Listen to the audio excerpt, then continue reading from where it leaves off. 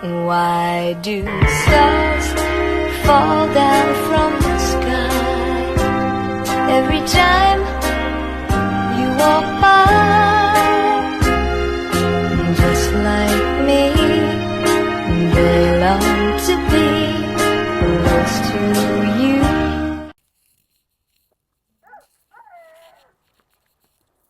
Hello, Slay Mamas.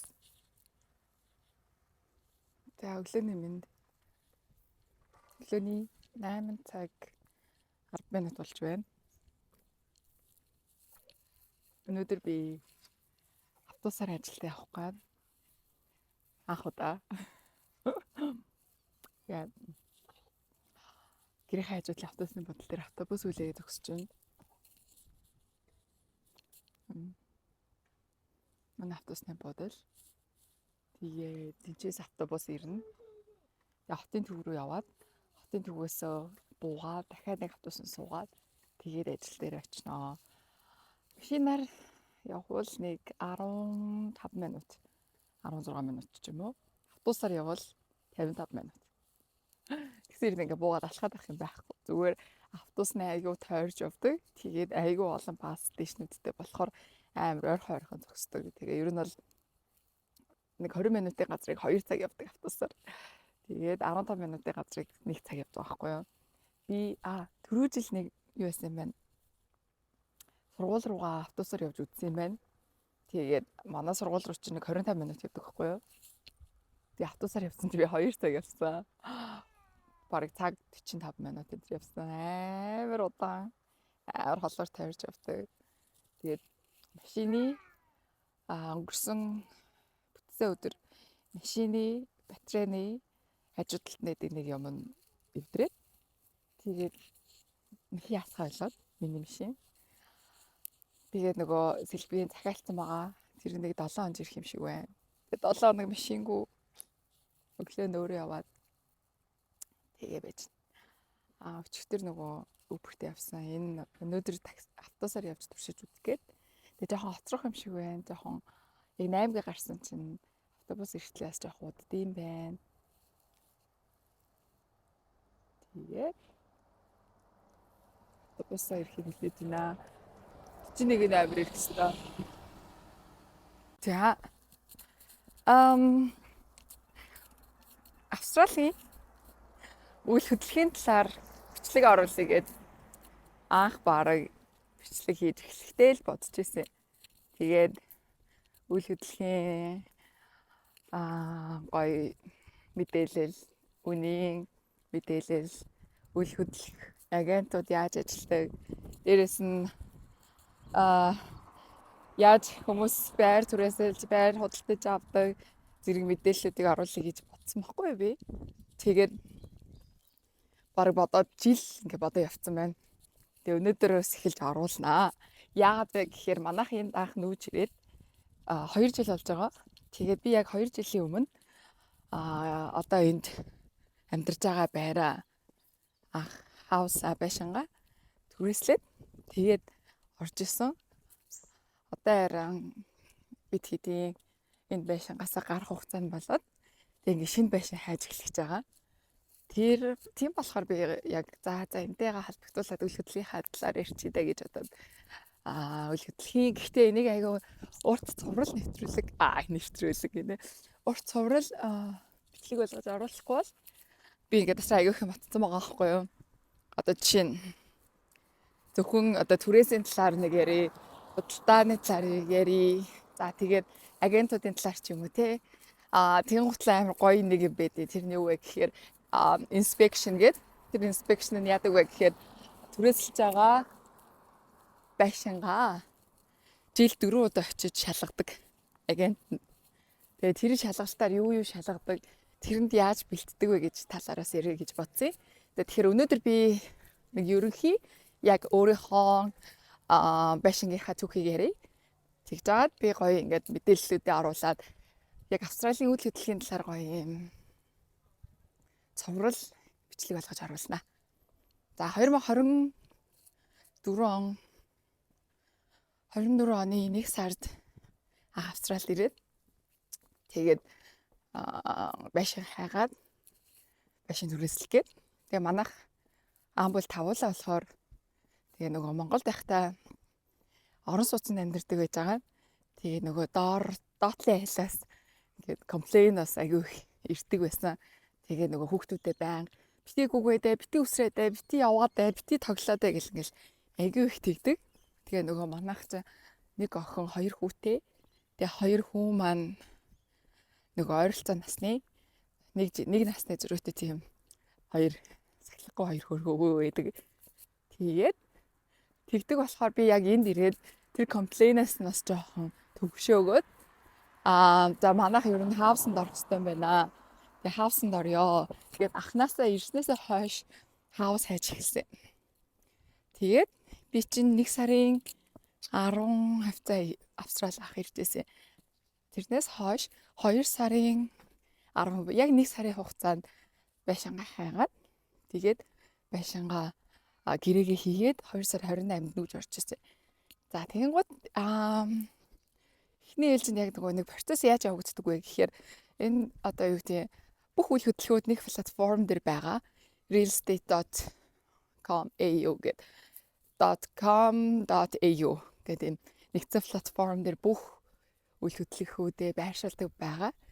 Тэгээд бүх үйл хөдлөхүүдээ байршуулчаад бүх агентууд, бүх компаниуд тэн дээрээ давхар ажилладаг. Яг хөө зарим нэг өөрийн вебсайтн дээр мэдээллүүдээ листүүдээ оруулаад явдаг ч гэсэн ерөнхийдөө бол юу байдгийг бүгдээрээ нэгдсэн платформ дээр листүүдээ оруулаад тэн дээрээсээ клиентууд буюу үйлчлүүлэгч харилцагч нартайгаа харилцаа явд юм аа. За тэгэнгუთ хамгийн ихний алхам юу байсан бэ гэхээр realestate.com руу ороод яг тухайн хайж байгаа байршилтаа дүүрэхтэй red гэдгийг сонгоод за тэгээ хэдэн метр квадрат, хэдэн нойлтой, хэдэн бедрумтай ямар яг орон сууц юм уу, хаус юм уу, пентхаус юм уу, вилла юм уу, одоо таунхаус юм уу гэд ингээ бүх яг төрлүүдээ ингээд сонгоод тэгээд оруулдаг байгаа. За тэгээ хамгийн эхлээд Австралид үйл хөдлөх хайхаар бол тэр нэгдсэн платформ руугаа ороод тэгээд юу яа. Яг нөгөө түрүүний ярьснараа юмнуудаа сонгоод оруулж байгаа. За тэгээ хаус гэд би ер нь ингээд эхлээд бүх газраар бүр ингээд амьдарч байгаа хотынхоо бүх дүүрэгт бүр ингээд бүгднийг явж үзсэн. Бүр ингээд ямар ч за яг эндээ л орно гэсэн юм ерөөсөй байхгүй. Эхнээсээ бүр ингээд хамаагүй хотын төв, хотын зах, тэгээл гой дүүрэг, захын дүүрэг, одоо юу гэдэг өмтэй дүүрэг, хямдхан дүүрэг гэл ер нь ингээд бүгднгээр нь байр үзэж яваад тэгээ намайг ирсэн тэр жил нөгөө одоо юу гэдэг юм өрсөлдөө амар өндөртэй байсан. Яг ингээ үйл хөдлөхийн өмнө өсөөд дээрэс нь айгүй олон ингээд гадны иргэд Австралид ирээд тэгээ Австрали нөгөө визнийхаа шалгуурыг багасгацсан. Тэгээд нөгөө айгүй их виз гардаг үеинд байж таарсан. Тэгээд би бүр ингээ нэг байшин ингээд үзгээд ингээд очингууд бүр ингээ очирлцсан. За бүр ингээ байшин гадаа бүр ингээ очирлцсан тасалж масалж оруулдаг бүр бараг 10 20 20 оруулаад байгаа юм уу хайши. Бүр амар тийм байж байгаа. Тэгээ би бүр үнэхээр их байш үзье. Яг нэг сарын хугацаанд. За тэгээд нэгдсэн платформ дээрээ инспекшныхаа буюу тухайн таалагдсан байраа би ингээ үзмээр байна гэдэг хүсэлтээ өгөөд тэгээ агент нэргээд холбогдоод за та тэдэн цагаас үзэх боломжтой гэдэг ингээ эргээ холбогдно. Тэгвэл яг тэр цагаар нь нөгөө хаягаар нь явж очиод тэгээд ингээд байшингаа үзээд орж үзээд тэгээд нөгөө нэг яг ингээд агентууд нь үзэх хүмүүсүүдэд цуглуулж агаад өдөрт одоо нэг удаа ч юм уу 7 хоногт нэг 2 удаа ч юм уу бүгднийг цуглуулж агаад нэг үзүүлдэг. Тэгээд гол тэр цагаа өгчтэй бид нарт. Тэгээд тэр цагаар нь явж очиж тухайн байшингаа үйл хөдлөхөө очиж үздэг. За тэгээд үзээд таалагдчихаа. Гой байшингууд чинь зөндөө гарч байгаа штэ. Нэг аюу олон гой байшингууд таалагдаад надад гарч ирж байгаа байхгүй юу? За би амар хөтлөхгүй. Өнөөдөр нөгөө автобусаар явна гэж бодсон. Манай гэрийн хавар зам тасаад тэгээ замнууд бүгдийг хаагаад Тэгснэ яг 1-ээс 4-т хүртэл манай энд ирдэг байсан автобусуудыг ерхий болиулаад тэгээд ингээ буудлын солиод манахаас жоохон зайтай 10 минут ч юм алхахдаг буудлын дээр автобусууд нэрдэг болоод тэгээд зар тавьсан байхын сая автобус ирэхгүй харсан чинь харин тэгжидээ. Тэгээд нөгөө map дээр хийгээд нөгөө буудлаас нь ажлынхаа map-ыг хийсэн чинь 9:20 гэж очино гэ. Тэгэхээр чи ажиллаж 9-өөс эхлэх болохоор би ингээ 20 минут тоцрох гэж байгаа байхгүй юу. Тэгэн гутлаа за окей гэж одоо гэрийнхаа доошоо жоохон зайтай алхаад яг нөгөө зам хаасан хэсгээ өнгөрөөд тэгээ такси дуудаад өвөртөө сууц явж байна. Одоо энд бас намайг хэд гэж авч чинь өгнө гэлээ. Одоо 8:36 болж байна. Тэгээд намайг 14 минутын дотор үргэж өгнө гинэ. Тэгэхээр хоёрт очиж байгаа юм шиг байна. Сонгосон нөгөө таалагдсан байшингууд байна шүү дээ, үйл хөдлөхүүд. За тэр үйл хөдлөхүүдээ би ингээд над энэ байшин таалагдлаа гэх аппликейшн явуулна. За тэр аппликейшн бүр яг юм онлайнаар яг тэр real estate платформоос ингээд өсөрж ороод нэг юм хувийн өөр платформ руу ингээд өсрээд орчдөг. Тэр нь ингээд real estate-тэйгээ ингээд холбоотой. За тэр платформ дээр юу байдаг вэ гэхээр бүх мэдээллүүдийг ингээ apply хийж оруулна. Одоо яг амьдарч байгаа хүний мэдээлэл, нөхөр эхнэрийнх нь мэдээлэл, хүүхдүүдийнх нь мэдээлэл. За тэрэн дээр юу оруулдаг вэ гэхээр би гоё ард нь юм уу хажууд нь вебсайтуудыг оруулчих, сонирхчих ивэл бас ороод үзэж болно. Тэр вебсайт дээр юу оруулдаг вэ гэхээр юу байгаа? Өөрийнхөө нас одоо ажиллаж байгаа мэрэгжил энд хизээ ирсэн хизээ явах уу бизнес ангиллал тийм ээ ингээ бүх мэдээллүүдээ оруулаад хамгийн чухал зүйл нь нөгөө хөрөнгийн нотлохоонууд байгаа. Тэр нь юу вэ гэхээр цалингийн тодорхойлолт, такс төлж байгаа, такс төлсөн баримт, за тэгээд өөр ямар давхар орлого байгаа, хадгаламж байгаа юу, байхгүй юу, өөрийн нэр дээр байдаг үйл хөдлөх байгаа юу, байхгүй юу гэх ер нь ингээ бүх юм оруулдаг. Тэгээд тэрэн дээр бүр ингээд амар сайн аппликейшнаа бүглэхгүй бол ерөөсөө зөвшөөрдөггүй. Одоо юу гэдэг ингээд өрсөлдөгч айгүй ихтэй байгаа болохоор одоо манаа ингээд Монголыг ботход ингээд харьцуулахад маш өөр, ерөөсөө харьцуулах боломжгүй. Тэгэхээр энд юу гэдэг вэ гэхээр нөгөө үйл хөдлөх нь баг үйл хөдлөлт орох гэж байгаа хүмүүсүүд нь үйл хөдлөх хайж байгаа хүмүүсүүд нь маш их. Тэгэхээр агентууд маш завгүй ажилладаг, үйл хөдлөлийн компаниуд маш ихтэй ажилладаг. Тэгээд аппликейшн руугаа бүх мэдээлэл ингээ оруулчихаа. За ингээ орууллаа. Оруулаад ингээ явуулна. Тийм гут нь агент нэргээд холбогдно. За ингээд та ингээд тэнцлээ. Таны мэдээллийг ингээ би цаад эзэн рүү нь явуулъя. Тэгээ агент ерөөсөө шийдвэр гаргахгүй. Агент бол яг ингээд сайн аппликейшнуудыг нь түүгээд тэгээд эзэнт нь буюу овнерт нь танилцуулж байгаа. За тэгэнгүүт ингээ мэйл ирж байгаа хгүй юу. За ингээ таны аппликейшн цаашаа явлаа. Та ингээ шалгагдлаа. Цаашаа ингээ эзэн рүү тэгээ овнер руу ингээ явж байгаамаа гэх ингээ хэлэнгүүт окей гэж хүлээж байгаа. За тэгэнгүүт овнер нь бас зөвшөөрөхгүй тэр хүний одоо шийдвэр байгаа хгүй. Тухайн хүний л үзэл бодол тухайн хүний одоо үзэмж одоо шийдэх үгүй нь эзэн шийддэг.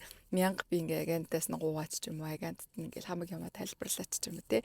Ингээл манайх ингээ Монголоос ирсэн айлгаагаа тэгээд бид нар ингээд байшин хайж гинэ гэл ингээл захиа мах агент руу бичиж байгаа хгүй бүх юмаа бичээл ийм ажил хийж исэн.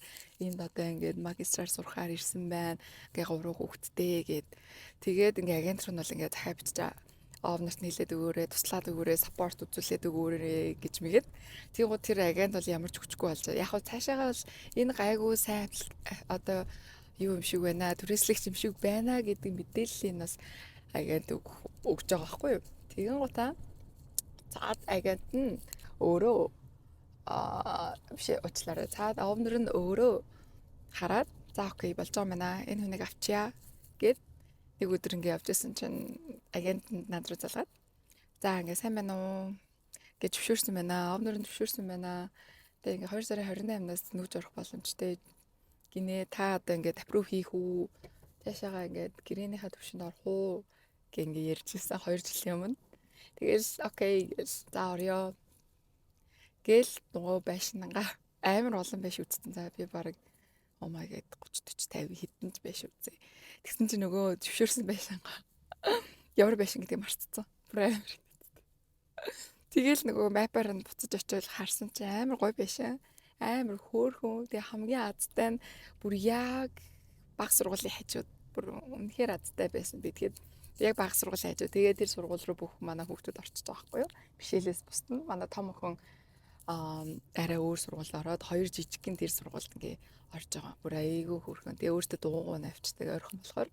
Тэгээ өөртөө үрээд ирдэг тийм хөөрхөн ойрхон тийм сургуультай амар азтай болж таарсан. Тэгээ ингээ 2 жилийн хугацаанд сайхан амьдарлаа. Тэгээд манай энэ байшин чи өөрөө 3 бедрумтэй, 1 лондритэй, 1 машины гаражтай. Тэгээ kitchen, living хамтдаа. Тэгээ 2 bathroomтэй буюу 2 нойлтой. Тэгээд нэг юм угаадаг тийм лондри гэдэг нь угаалгын юм өрөөтэй тусдаа угаалгаа хийдэг. Тэнд угаалгын машин хатагч энтрээ тавьчихдаг нэг тийм лондри өрөөнүүд байдаг шүү дээ. Манай харах өрөө шиг. Энд бол тэр нь бүрэн амар гоё балкон энтертэй том тийм өрөө болчихж байгаа байхгүй юу? Тэгээд энэ байшин 2 жил амьдралаа. За ингээд сайхан амьдарч байгаа хугацаанд нь үйл хөдлөлийн агентууд яаж ажилладаг вэ гэхээр 7 хоног болгон төлбөр авдаг. Түрээсийнхаа төлбөрийг. Тэгээд түрээсийн төлбөрөө тухайн үйл хөдлөлийн компани руу шилжүүлдэг. Ерөөсөө шууд овнортой давхар харьцдаг. Тэгээд тухайн үйл хөдлөлийн компани 7 хоног болгон төлбөрөө аваад одоо тухайн цаашаага тэр компани овнортой өөр мөнгөөр одоо гэрээ хийж. Тэг ингээд листлж авч байгаа. Тийм гола тэр дотор maintenance fee буюу тэнд агентийн ажлын төлбөр за тэг ямар нэгэн зүйл одоо уус алдах ч юм уу те тухайн байшинд ямар нэгэн гэмтэл гарах юм бол тэрийг бүгднийг агент дааж харьцдаг тухайн үйл хөдлөлийн компани хариуцж байгаа. Тухайн агент руугаа одоо ингээд бичиж байгаа хгүй юу? Жишээ нь ингээд манад ингээд сая aircon эвдрээд тэгэхээр air condition буюу те нөгөө халуун хүтнэр үлээдэг тэр эвдрээд тэнгууд би агент руугаа ингээд холбогдоод тэгээ агент нь цаанаасаа компани бүглээд тэгээ тэр бүглээд тэр компанийн хүн нэр шалгаж байгаа. Тэнгуудлаа бүх энэ урсгал одоо засвар хийдэг бүх энэ компаниуд тухайн үйл хөдлөлийн компанитай гэрээд хүмүүс байдаг.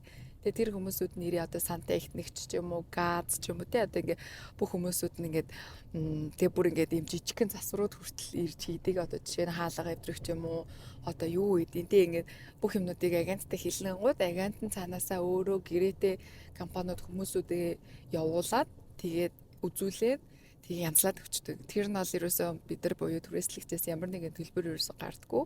Цаашаа шууд овнортой харилцаад төлбөрөө шийдээ явцдаг. Тэгэнгүүт яг тэр урсгал засвараар эвдэрсэн тэг ингээ хэрэглээний ингээд явцад эвдэрсэн зүйлүүдийг бол 100% овнор өөрөө хариуцаж ингэж явдаг. Тэгэнгүүт яг бидний шалтгаалс нь ч юм уу те ингээ бидний одоо ингээд жишээ нь ингээ ханы цөмлөг ч юм уу ханных нь будгийг нь хуулах ч юм уу те одоо тиймэрхүү ингээ бидрээс олсон тийм гэмтэл байх юм бол түрээслэгч бид нар тэрийг фикс буюу засварыг хийж өгдөг тийм. За тиймд 7 хоног болгон нэг өдөр төлбөрөө шилжүүлдэг. Манайд бол сараар юм 14 за барыг сараар юм 3 сараар төлбөрөө төлдөг шүү дээ. Энэ ерөөсөө тэхгүй бүх юм 7 хоногор явдаг. Тэгээ 7 хоног болгон түрээсээ төлдөг. Тэгээ 7 хоногийнхаа түрээсийг төлөнгүүд цаашаага үйл хөдлөлийн компани өөртөө тэр урсгал зардал буюу maintenance хийж байгаа фигээ аваад цаашаага өөртөө овнортой мөнгөний одоо шилжүүлдэг. За тэгээд тэгэнгүүтлээ төлбөрт тооцоо тэгж явж байгаа. За дараагийн хамгийн том чухал зүйл нь inspection. Oh my god, inspection маш чухал. Би бүр inspection гэдэг юм манад байвал нэрээ энэ үйл хөдлөхүүдийг яаж юм гоёор нь яаж юм цэвэрхнээр нь энэ олон хүмүүс түрээслээд энэ олон хүн дамжиж амьдраад байхад тэр үйл хөдлөх улам үн цэнэ алдахгүй улам гоёороо байгаа улам үн нэгсээд байгаа ганц шалтгаан нь inspection хийдэг байгаа байхгүй юу? За таксинаас буучлаа. За яраг үргэлжлүүлнэ. Амар гоё чухал зүйлийн талаар ярьж байгаа болохоор за тэг inspection гэж байгаа. Тэр нь юу вэ гэхээр одоо тухайн байшин түрээсэлж байгаа байшинч биш бүх орон сууц бүх үйл хөдлөлийг түрээсэлж байгаа л бол тухайн түрээсийн гэрээн дээр нь заасан байгаа байхгүй юу? Юу гэж заадаг вэ гэхээр үйл хөдлөлийн хамтарч ажиллаж байгаа үйл хөдлөлийн компаниас нь тухайн үйл хөдлөлийг жилд 4 удаа буюу улиралд 1 удаа очиж шалгана. Тэрийг зөвшөөрж гинөө гэрээн дээрээ асуусан баа. Тэгэхээр бид нар тэр гэрээг зөвшөөрөөд гарын хэсэг зурсан л бол тэр шалгалтыг зөвшөөрж гинэ гэсэн. За тийм гоо тухайн шалгалтын дээр inspection дээр юу орж байгаа вэ гэхээр юу орд. Улиралдаа нэг удаа ирж ингээ шалгахтаа байж тээ тэ. Тухайн үйл хөдлөлийн бүх юмыг шалгадаг. Бүр ингээд амар урт лист байгаа. Тийм гоо тэр листэндээ буюу тухайн шалгалтандаа бэлдээд цэвэрлэгээ хийдэг. Тийм гоо бүр ингээд гэрээ цэвэрлэх бүр ингээд гайд одоо ингээд зааварчилгааг нь хүртэл хамт өгөө явуулцдаг. Тийм зүйлийг шалгана. Дээрээс нь тийм юмыг цэвэрлсэн байх ёстой. Тэгээ анх яаж өгсөн яг тийм байшин шиг болтол нь цэвэрлээд тэгээ тэрийг нь очиж ингээд шалгаад агентууд нэм шалгадаг юм хуудас байгаа. Тэр хуудасаа бүгэлдэг. Бүр ингээд яг ингээд бүх юм энэ бүх өрөөний одоо жишээ нь эхнээсээ юу жишээгээр нь хэлээ л та.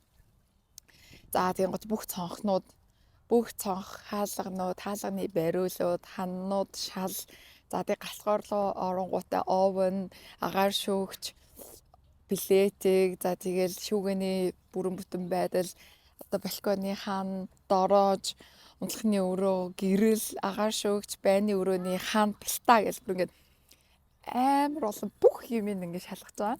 Гэтэ нөгөө нэг тухайн хүний бол тавилга руу бол ерөөсөө ямарч хамаагүй. Яг тухайн үйл хөдлөлийн тэг хан, шал, тааз гэсэн юм хэрэгтэй зүйлүүдээ ингээд шалгаж байгаа байхгүй.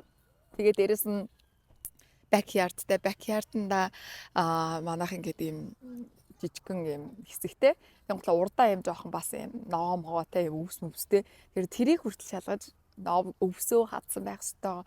Ногоо вид буюу тэ нөгөө нэг ногоо ургамлаа, хогийн ургамлаа ингээд бүгдийн түүгээ хаяа цэвэрлсэн байх ёстой. Гаражаа цэвэрлсэн байх ёстой гэх бүх юм ингээд цэвэрлдэг. Тэгээ тэр ганцхан манаач биш. Бүх үйл хөдлөлийг түрээсэлдэг бүх түрээслэгч нарт тогтмол байдаг тийм зүйл байгаа байхгүй. Бүр ингээд жилд ингээд 4 удаа хийдэг юм зүйл. За тэгэн гутаа тэрэндээ ингээд бэлдэж байгаа. За ингээд бүх юм ингээд эмзэлгээ цэвэрлээд бүр яг цагаан сарын цэвэрлэгээ шиг тэгэж инспекцны цэвэрлэгээ гэж хийдэг. Бүр ингээд жилдээ 4 удаа. Ингээд цэвэрлэхээр тухайн байр ерөөсөө муухай болохгүй. Бүр ингээ амар гоо сүултээ бүр инспекцны цэвэрлэгээр гэрээ амар гоё болгож аваад муухай хог авш юмнуудаа хаяад бүр ингээ амар гоё цэвэрлж авахаар гэр бүр амар гоё болж байгаа байхгүй юу. Тийм гутаа агент нь яг 7 хоногийн одоо ингээд 12 сарын 20-нд ирнэ гэсэн бол яг 9-с 12 цагийн хооронд ирнэ гэ мэйл биччихэнгууд тухайн үедээ яг ирээд бүх юмаа ингээд шалгаж бүгднгийн зураг аваад бүр ингээд баталгаажуулаад зургийг нь аваад очоод бүх гэрээн дээр байгаа нөгөө бүх өрөөний юм деталууд зурагны детальтай ард нь нөгөө нэг юм ямар левел байсан байна, сайн байна уу, муухай болсон байна уу, муухай олоогүй нүг гэдгийг нэг бүр ингэ бичдэг юмтай. Тэгээд тэрэн дээр ингэ үнэлгээгээ өгөөд, дүгнэлтээ өгөөд тухайн юу дуусчаа, inspection дуусчаа. Тэгээ араас нь inspection email ирнэ. За ингээд сайн байж байна, гоё байна, цэвэрхэн байна гэх. За тэгээ болохгүй юм хэлнэ. За тэр чинь болохгүй байна.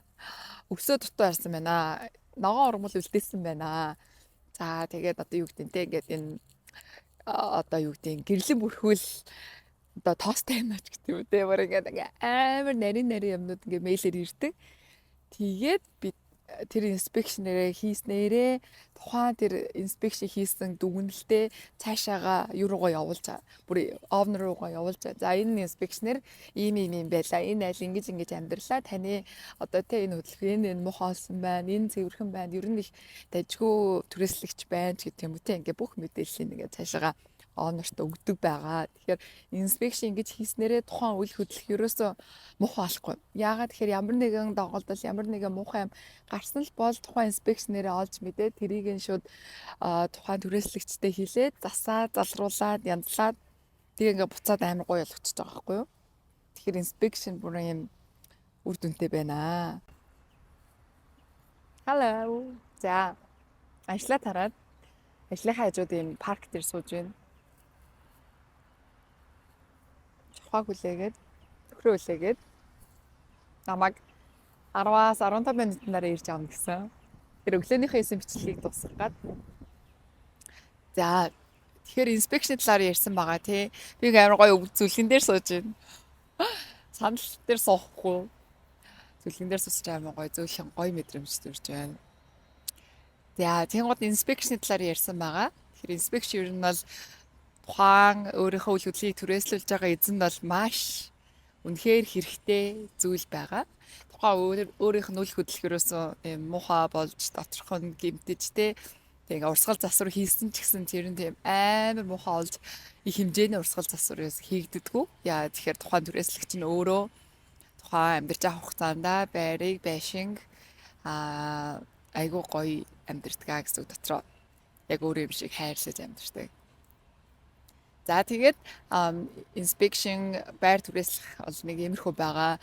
Ерөнхийдөө бол яг үнийн мэдээлэл гэвэл яг түрээс бол 7 хоногийн төлбөртэй байдаг. 7 хоног болгон төлбөрөө төлдөг гэж би өмнө хэлсэн.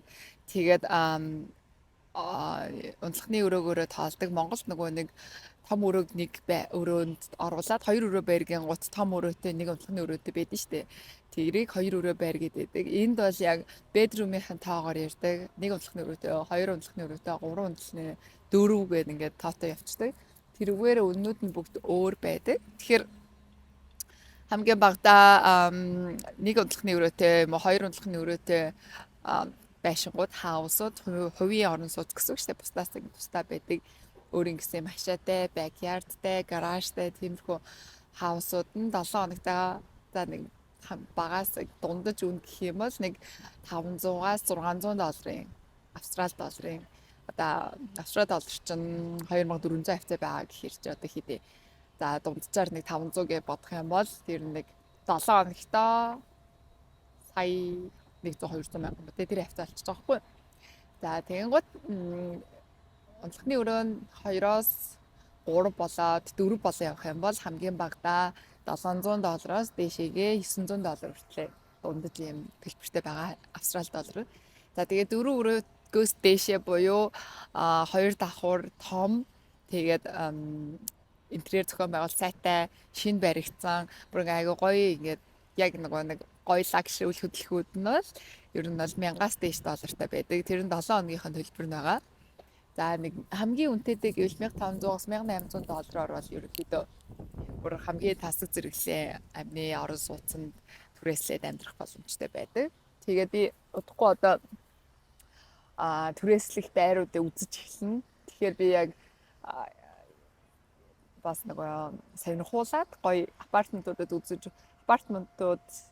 явж үзэнгээ бичлэг хий. За тэгээд жижиг хаусуудаас сонирхуулъя. За тэгээд бүр амар гоё юм багшны манай хэрэг дээр байдаг хаусуудыг бас үзэж очиж үзэнгээ гоё бичлэг болно гэсэн мэйл ирээд дараа хамжлэхээр оруулах бодлоо. Гэртээ явж замаараа гоё бичлэгээр уулзнаа. Гэсэн чинь айгу хөөрхөн цэвэрхэн айгу тийм дэжгүй байшин санагдсан. Тэгээд ингээ гаднаас юм нурдаа юм хөөрхөн юм жижигхэн талбайтай. Энэ талбай дээр нь бас ингээ гадаа сууж мөвлөх гоё юм бэлээ. Тэгээд за энэ нь бол яг master bedroom. Энэ хажуу талдаа 0-той. Тэгээ эндээ ингээ үүдэндээ гарахтаа юм 2 юм хувцсны шүүгээтэй байсан. За ингэж орж ирэнгутлаа ингээ коридор нь орж ирснэ. Баруун талдаа ингээд галтгоон зүүн талдаа яг энэ хэсэгтээ юм dining area нь хоолныхоо ширээ сандлыг тавиад тэг гадаанаа юм жижигхэн backyardтай энэ талтаа ингээ living room нэг байгаа байхгүй юу? Одоо ингээ зурагтай буудан гайнд ингэж тавихаар тэг ингээ гадаа backyard нь бол манайхтай нэг ялгаагүй юм жижиг өвтөр гэхдээ манайх арай жоохон том юм уу?